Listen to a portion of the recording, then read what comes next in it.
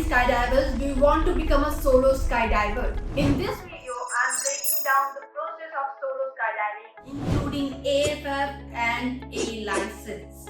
I will be sharing everything that you need to know to make your dream become true of solo skydiving. But wait, why should you trust this video? Am I just a vlogger sharing this information from online research?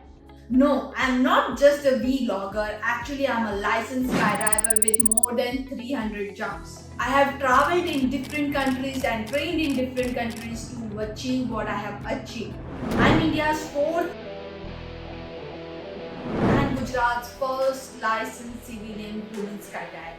So yes, you can trust this information, and if you are new here, don't forget to subscribe because I'll be sharing all the cool content around solo skydiving and how to become a solo skydiver.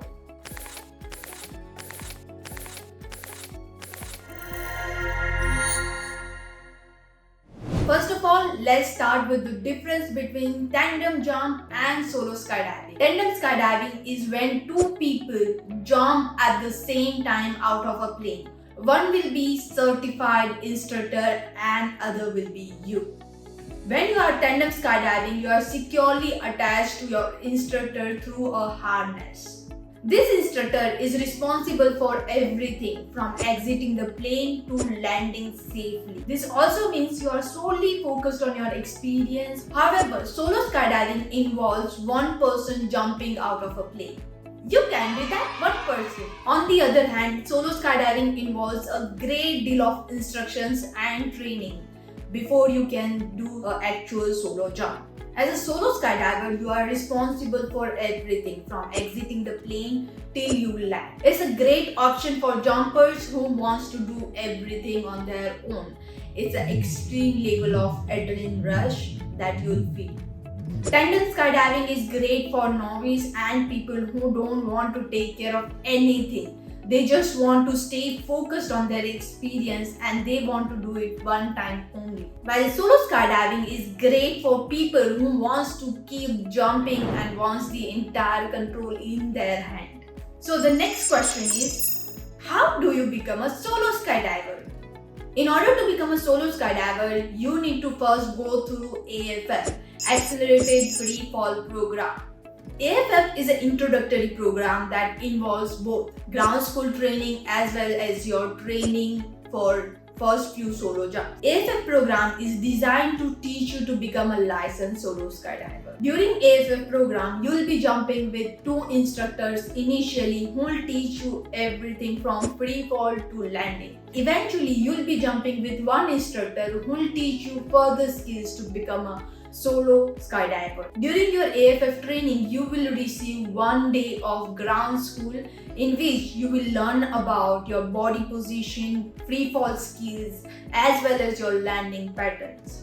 This also involves your safety routines and what will you do if one of your parachute doesn't work. And do you know, you'll actually do your first solo jump immediately the next day if weather permits. Now let's talk about what is exactly AFF level. Usually there are 7 levels in AFF if you are getting trained at USPA affiliated drop zones. AFF level 1 is your first skydiving. On your first jump, you are expected to jump from 13,000 feet to 15,000 feet. You will be held on by two instructors who will guide you through hand signals to adjust your body position. Check your altimeter and practice deploying your parachute before deploying it for real. Once you are back on the ground, one of the instructors will debrief you about entire jump and help you analyze the video footage of your jump, providing constructive feedback. And if you progress well and your instructor are happy with your performance, they will ask you to do level 2, that is category B. AFF level 2, refine your body position, that's called category B. This skydive is almost identical to your first jump, that is category A. This is your chance to practice the exact thing that you did in your level 1, and this time you will feel the actual free fall because you know how it felt in your first level. If your instructors are confident, one of your instructors will leave you for a few seconds and then grab you again. And then the debrief will happen again once you are back on the ground. If your instructors are happy, they will ask you to do level 3, that is category C. AFF level 3, instructors will release you and that's called category C. This skydive contains similar routine that you did in your category A and category B. The only difference in this level will be that both of your instructor will release you and you need to stay stable. This will be your first free fall experience as nobody is holding you. Once you are back on the ground, your instructor will go and see the video and give you constructive feedback.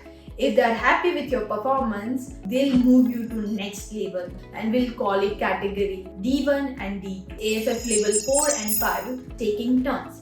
In this level, you will make 90 degree, 180 degree and 360 turns. By now, you are on your way to becoming a fully fledged solo skydiver. On this skydive, you will have only one instructor holding on to you. Assuming that they are happy with your performance, they'll ask you to do level 6 and 7. AFF level 6 and 7, that is category E1 and E2. This is all about you gaining confidence on your own abilities. You will perform a front loop, back loop and barrel roll in mid-air and then regain your stability.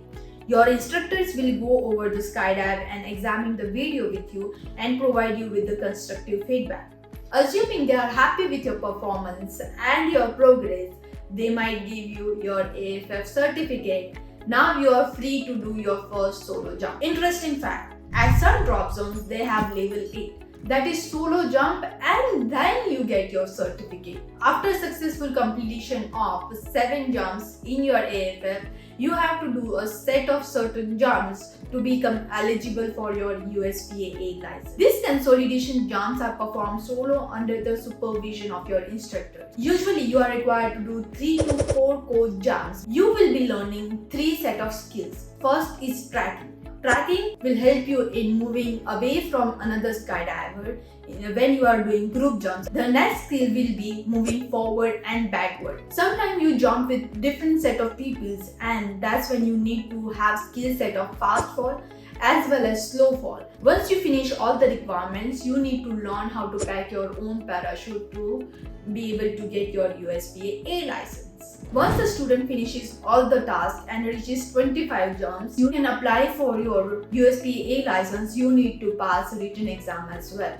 Once you clear your USPA A license exam, congratulations, you are a licensed skydiver. Once you finish everything, you can do solo as well as group jumps with other people. To summarize, you need to have at least 7 AFF jumps and at least 3 coach jumps, 1 checkout dive, which is your practical exam, 2 hop and pop jumps, and rest consolidation solo jumps to complete 25 jumps. You need to finish packing course where you learn to pack your own parachute as well as pass the written and practical exam. Let me answer your next question. How much does learning solo skydiving cost? Skydiving is especially expensive for Indians because we don't have any skydiving schools as of April 2024. Therefore, you have to travel to different countries where you have to consider the cost of flights, visa, stay, food and other expenses. If you consider everything, it may cost you somewhere between 4 to 5 lakh rupees. And if you are going to expensive places, then it might cost you 6 lakh rupees as well. But remember, you are doing 25 jumps in this cost. So it's a lot because if you do one tandem jump in Dubai, it might cost you 50 to 60,000 rupees just for the skydiving fee. To give you an example, there are skydiving schools located all around the world, including Thailand, Dubai, Russia, South Africa, Spain, Australia, USA, UK and whatnot. I also do something called Skydive India campaign, and in which my objective is to help at least 100 people achieve their USPA A license. I'm helping everyone with the information and I'm traveling with them at my own expenses. I'm not charging anybody anything for this travel cost or for the help I'm doing because that's the mission I have. I'll be helping at least 100 people with right information, and then those people will help other people to gain right information. And by this chain, I'm trying to create a momentum where everyone knows about skydiving and they have right information and right guidance to start their skydiving journey. I hope this video was helpful, and if you have more doubts about how to plan for your solo skydiving or how to plan for your budget of solo skydiving, you can reach out to me on Instagram as well. My ID is Skydiver Shweta. Bye bye, take care, blue skies.